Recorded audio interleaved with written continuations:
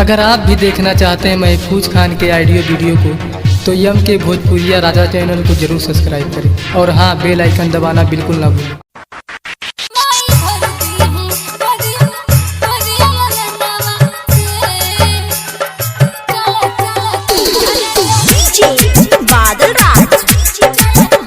writer आकाश चौधरी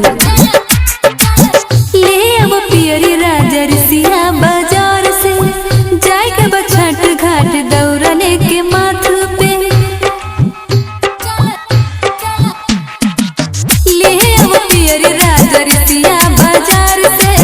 जाए के बछट घाट दौड़ने के माथ पे सरधा पुरा दो हमरे मानवा के ए जी सरधा पुरा दो हमरे मानवा के चला चला राजा दौड़ा लेके फलवा के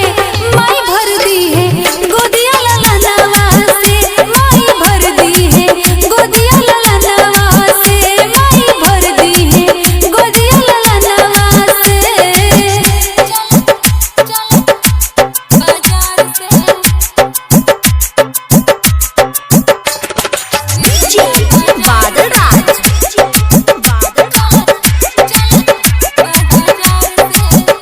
चटकारे ले आई हो पियरिया हो रंग पियरे हम पहिना पुसड़िया हो सुनता रहो चटकारे ले आई हो पियरिया हो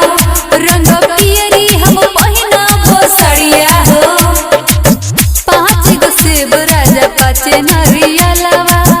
5 गिन लई है सब फलवा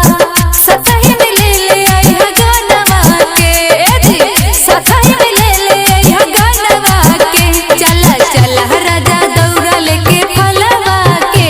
माई भर दी है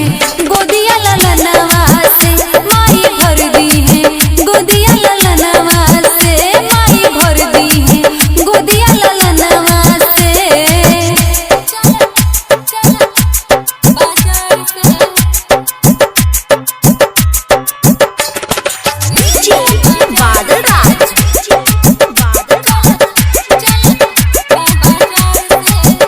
सब पूरा होई और मनवा हो कृपा करिए माई छूटी नहीं संगवा हो सब पूरा होई और मनवा हो कृपा करिए माई छूटी नहीं संगवा हो सही में पूज मान बतिया हमार हो ले चला घाट दीमा